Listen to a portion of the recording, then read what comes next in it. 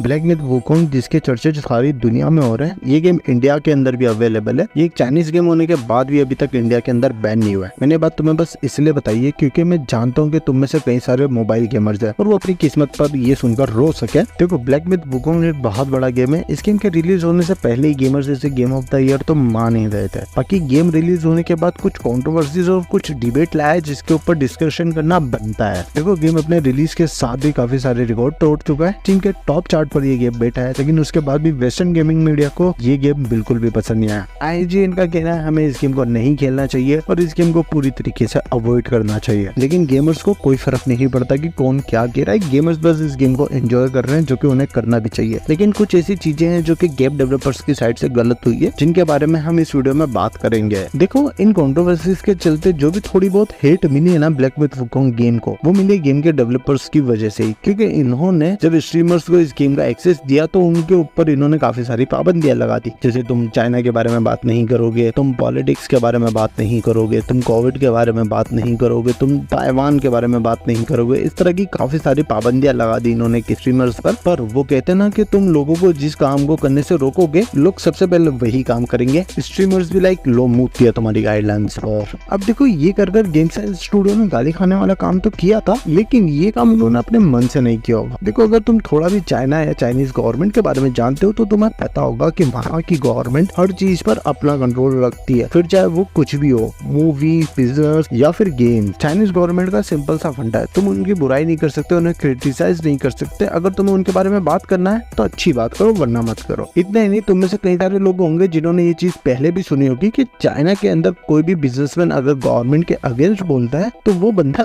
गायब हो जाता है, और अगर वो बंदा कुछ टाइम बाद वापस तुम्हें दिख रहा है, इसका मतलब अब वो चाइनीज गवर्नमेंट के अगेंस्ट नहीं बल्कि उनके सपोर्ट में खड़ा है। अब कोई कमेंट में ये नहीं लिखेगा कि एक गेमिंग वीडियो के अंदर अलीबाबा के CEO की बात क्यों चल रही है। बाकी IGN भी इस चीज में पीछे नहीं रहा। IGN ने फुल कोशिश करी कि गेम साइंस स्टूडियो को हर बंदा गालियां दे, और इसीलिए उन्होंने पेड कैंपिंग भी चलाया। और सिर्फ इतने से IGN का मन नहीं भरा तो उसने गेम साइंस के खिलाफ काफी बड़े बड़े एलिगेशंस भी लगाए, जैसे कि गेम साइंस स्टूडियो के लोग बिल्कुल भी अच्छे नहीं है, औरतों की बिल्कुल इज्जत नहीं करते, तो हमें उनका गेम नहीं खेलना चाहिए। हाँ, गेम साइंस वाले औरतों की इज्जत नहीं करते, इसके लिए उनका गेम नहीं खेलना चाहिए।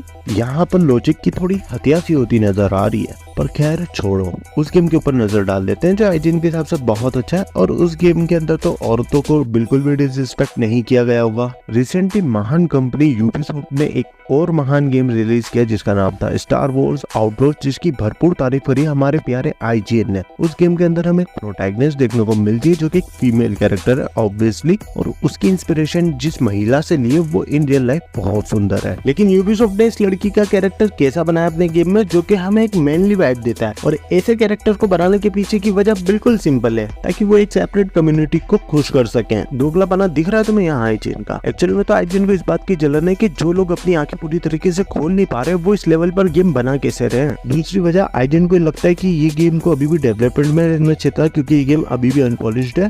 डेवलपर्स ने इसे जल्दबाजी में रिलीज कर दिया है, एंड आई वाज लाइक के ठीक है, जल्दबाजी में रिलीज किया है, एक अनपॉलिश्ड गेम है, मान लेते तुम्हारी बात, पर उसके बाद भी ये स्केल एंड बोन गेम से ज्यादा अच्छा है, जो कि तुम्हारी फेवरेट कंपनी यूबीसॉफ्ट का AAA नहीं क्वाड्रुपल गेम था। और वो क्या था कि हाँ, अपने एम्प्लॉयज से जबरदस्ती काम कराना, उन्हें एक्सप्लॉइट करना, क्रंच कल्चर की बात चल रही है IGN पर। क्या ये पहला स्टूडियो है जिसने इस तरह का काम किया होगा? देखो, मैं क्रंच कल्चर को बिल्कुल सपोर्ट नहीं कर रहा, मैं बस बता रहा हूँ कि पास्ट में काफी सारे बड़े स्टूडियोज हैं जिन पर ये एलिगेशन लग चुके हैं। इनफैक्ट उनके खुद के एम्प्लॉयज ने आगे इन बातों को क्लियर किया और कहा है कि हाँ भैया, हमारे को एक्सप्लॉइट किया जाता था कंपनी में। इसके अलावा कई सारे प्रोटेस्ट भी हमें देखने को मिले हैं पास्ट में। पर क्या उस टाइम उन एम्प्लॉयज का साथ देने के लिए IGN ने पेड कैंपिंग चलाया? पेड कैंपिंग की बात तो रहने देते हैं, क्या कोई नॉर्मल कैंपिंग भी चलाया IGN ने इसके खिलाफ, या फिर कभी कोई हैशटैग ट्रेंड करवाया चीजों के खिलाफ ताकि ये चीजें ऑफिशियल तक पहुंचे और वो इसमें इन्वॉल्व हो? क्या ऐसा कभी भी कुछ किया है IGN ने? नहीं। क्यों? क्योंकि उस टाइम पर जो भी एलिगेशन लगे थे वो लगे थे रॉकस्टार पर, यूबीसॉफ्ट पर, एक्टिविजन पर, माइक्रोसॉफ्ट पर, और वहां से तो पैसा आ रहा है ना। और क्या पॉइंट था IGN? इस गेम को हमें क्यों नहीं खेलना चाहिए? क्योंकि इस गेम के अंदर जो बॉस फाइट हमें देखने को मिल रही है वो काफी हार्ड है, चप्पल गंग गई मेरी। पर एंड ऑफ द डे जो भी हो, लोगों को ये गेम काफी पसंद आया और लोगों ने IGN से बस इतना ही बोला।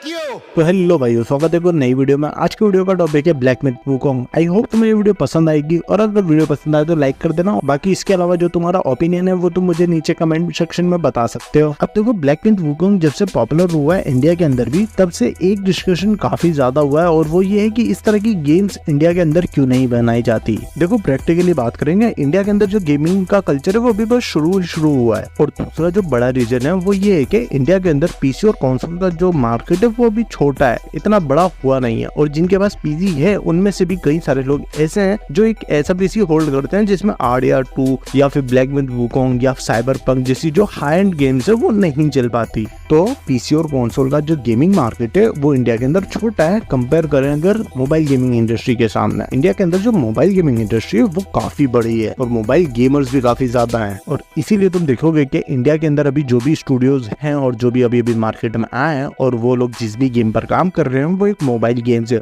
और मोस्ट ऑफली बैटल रॉयल है। अब हो सकता है कि तुम में से कई सारे लोगों का ये सवाल बन रहा हो कि भैया ब्लैक मिथ वुकोंग को बनाने वाला जो स्टूडियो है गेम साइंस स्टूडियो, उनका भी ये पहला ही गेम है और इससे पहले उन्होंने इतने बड़े प्रोजेक्ट पर कभी भी काम नहीं करा। तो ये बात सही है कि गेम साइंस स्टूडियो की तरफ से ये उनका पहला AAA गेम है। इनफैक्ट चाइना का भी ये पहला ही AAA गेम है। तो फिर आखिर ऐसा क्यों है कि लोग इंडिया में इस लेवल पर गेम ना बनाकर बैटल रॉयल गेम्स बनाने में ध्यान दे रहे हैं या मोबाइल गेम बनाने में ध्यान दे रहे हैं। मोबाइल गेम का तो मैंने तुम्हें पहले बता दिया, इंडस्ट्री बड़ी है, इसके लिए लोग ज्यादातर मोबाइल गेम्स बना रहे हैं। दूसरी बात रही बैटल रॉयल गेम्स की, तो देखो बैटल रॉयल गेम्स का है ना इंडिया के अंदर काफी अच्छा क्रेज है और इसीलिए जब भी कोई नया स्टूडियो खोलता है तो वो सोचता है चलो एक बैटल रॉयल गेम बना लेते हैं। पहली चीज, ज्यादा दिमाग नहीं लगाना होता, क्योंकि करना ही क्या है, AAA बैटल रॉयल गेम बोलकर किसी पॉपुलर बैटल रॉयल गेम की बस कॉपी ही तो बनानी है। लेकिन वहीं आता है single player story based games. अब इन गेम्स को बनाना होता है मुश्किल, क्योंकि इस गेम को बनाने के लिए चाहिए पैसा, क्रिएटिविटी और ढेर सारा एक्सपीरियंस। अब तुम पैसा और क्रिएटिविटी तो चलो ले आओगे, लेकिन एक्सपीरियंस का क्या करोगे। वहीं दूसरी तरफ आते हैं गेम साइंस स्टूडियो, जिनके पूरी टीम के पास एक अच्छा खासा एक्सपीरियंस है। हाँ, गेम साइंस स्टूडियो का ये पहला AAA गेम हो सकता है, पर उन डेवलपर्स के लिए ये नई बात नहीं थी। इनफैक्ट जो गेम साइंस स्टूडियो के फाउंडर्स हैं वो पहले टेंसेंट के लिए काम किया करते थे और उन्होंने काफी बड़े बड़े प्रोजेक्ट पर काम कर रखा है। और सिर्फ फाउंडर्स नहीं, गेम के जो दूसरे डेवलपर्स हैं, जो एम्प्लॉयज हैं, उन्होंने भी पहले कई दूसरे बड़े प्रोजेक्ट पर काम कर रखा है, तो उनके पास एक अच्छा एक्सपीरियंस है। लेकिन वही इंडिया के अंदर इस तरह के जो डेवलपर्स हैं वो काफी कम है। तो इसलिए अभी के टाइम पर इंडिया के अंदर जो भी गेम्स बनेंगी या तो वो बैटल रॉयल होगी या फिर वो एक ऐसी सिंगल प्लेयर गेम्स होगी जो शायद काफी लोगों को पसंद ना आए, कुछ लोगों को पसंद आए। और इस तरह से अभी इंडस्ट्री हमारी ग्रो करती रहेगी। काफी गेम्स फ्लॉप होंगी, काफी गेम्स को लोग अच्छा रिस्पॉन्स देंगे और देखो ऐसे ही सर्कल चलता है और ऐसे ही एक इंडस्ट्री बिल्ड होती है। आप एक दिन बस उठकर गॉड ऑफ वॉर या GTA लेवल ही टच नहीं कर सकते भैया, इसमें लगता है टाइम। उन्हें भी सालों लगे हैं तो हमें भी कुछ टाइम तो लगेगा ही। और हाल फिलहाल जो प्रोग्रेस चल रही है ना इंडिया की गेमिंग कम्युनिटी को ग्रो करने के लिए, वो बहुत अच्छी तो नहीं बोलूंगा लेकिन ठीक ठाक चल रही है। जैसे कि PM मोदी का बार बार गेमिंग कम्युनिटी को लेकर बात करना, जिससे हमारी जो एल्डर जनरेशन है उन पर एक अच्छा मैसेज जाता है गेमिंग से रिलेटेड, क्योंकि उनकी नजरों में तो गेमिंग आज भी टाइम वेस्ट है। लेकिन जिस तरीके से मोदी जी आजकल गेमिंग को लेकर बात करने लगे हैं, जैसे कि आखिरी 15 अगस्त की स्पीच में भी उन्होंने गेमिंग इंडस्ट्री को मेंशन किया था और उन्होंने बताया था कि हमें इस इंडस्ट्री में कैसे काम करना चाहिए। इससे एक मैसेज तो पहुंचता ही है हमारी एल्डर जनरेशन को कि इस इंडस्ट्री के अंदर भी एक अच्छा खासा करियर बनाया जा सकता है। बाकी मैंने कई आर्टिकल पढ़े हैं जहाँ पर ये पता चल रहा है कि हमारी गवर्नमेंट जल्दी एक ई-स्पोर्ट टूर्नामेंट अनाउंस करने वाली है। इसके अलावा एक वेव नाम की फैसिलिटी उन्होंने रिलीज करी है, जहां पर आप अपनी बनाई हुई गेम को शोकेस कर सकते हो और उससे तुम्हें एक्सपोजर भी मिल सकता है। अगर तुम्हारा गेम बहुत अच्छा हुआ तो तुम्हें एक एक्सपोजर मिल सकता है इंटरनेशनल मार्केट में अपने गेम को ले जाने का, और इसके लिए तुम्हें सपोर्ट करेगी गवर्नमेंट। इसके अलावा तुम इसमें विजिट भी कर सकते हो। दिल्ली के अंदर ये एग्जीबिशन होने वाला है, तो अगर इंटरेस्टेड हो तो चेकआउट कर सकते हो। बाकी हाँ, अभी फिलहाल कमिंग सून लिखकर आ रहा है वेबसाइट पे, तो जल्दी आई होप ये वेबसाइट चालू हो जाएगी और हम इसमें रजिस्टर कर पाएंगे। अब आती है फंडिंग की बारी। देखो, एक गेम को बनाने के लिए चाहिए होता है बहुत सारा पैसा। पिक्चर बन जाती है 100-200 करोड़ में, लेकिन एक अच्छा AAA टाइटल अगर तुम बनाना चाहते हो तो 100-200 करोड़ तो कुछ भी नहीं है। पर हाँ, एक सच ये भी है कि इंडिया के अंदर लेबर कॉस्ट कम है, तो यहाँ पर सस्ते में गेम बनाई जा सकती है। लेकिन फिर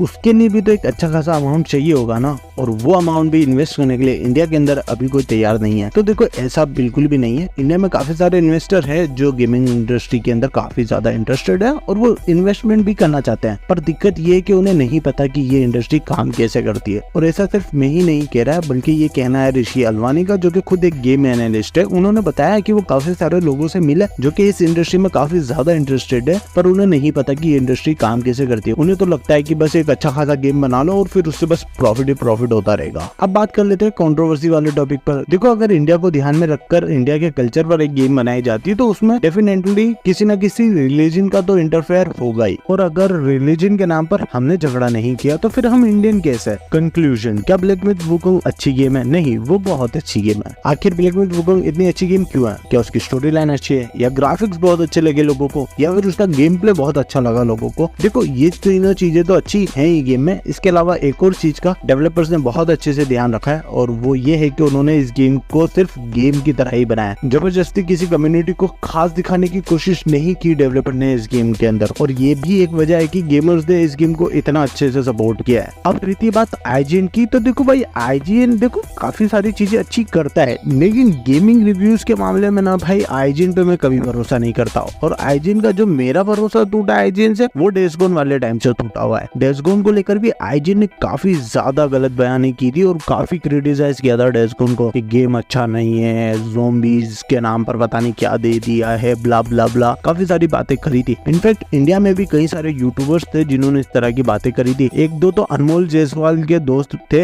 अनमोल जायसवाल अगर तुम्हें नहीं पता तो एक क्रिएटर हुआ करता था, गेमिंग के रिलेटेड कंटेंट बनाया करता था। अभी शायद व्लॉग बनाने लग गया है, पर उस टाइम पर वो गेमिंग से रिलेटेड कंटेंट बनाता था। तो उसका एक दोस्त था जिसके चैनल का नाम था प्लेस्टेशन सोल्जर या इंडियन गेम सोल्जर, ऐसा ही कुछ नाम था। काफी पुरानी बात है तो याद नहीं है अभी इतना, पर हाँ, उसने भी है ना एक वीडियो बनाई थी जिसके अंदर उसने डेज गोन को काफी ज्यादा क्रिटिसाइज किया था। और वो वीडियो देखकर मुझे पर्सनली ये लगा था कि IGN को ये गेम पसंद नहीं आई, इसीलिए इस भाई को भी ये गेम पसंद नहीं आई। अगर मेरे को वो वीडियो मिलती है तो तुम्हें स्क्रीन पर दिख रही होगी, लेकिन हम सबने डेज गोन खेली है और हम जानते हैं कि डेज गोन कैसा गेम है और उसका लेवल कितना ऊपर है। आज भी कई सारे यूट्यूबर डेज गोन खेलते हैं और उन्हें अच्छे खासे व्यूज आते हैं, क्योंकि लोगों को वो गेम देखना पसंद है और खेलने में वो गेम नेक्स्ट लेवल फन है भाई। तो इन चीजों पर इतना ध्यान देने की जरूरत नहीं है। बाकी ये थी आज की वीडियो। आई होप तुम्हें वीडियो पसंद आई होगी। वीडियो पसंद आई हो तो लाइक कर देना, चैनल पर ना हो तो सब्सक्राइब करे बिना मत जाना। मैं मिलता हूँ तुमसे किसी और वीडियो में, तब तक लेटर बाय बाय, सायोनारा।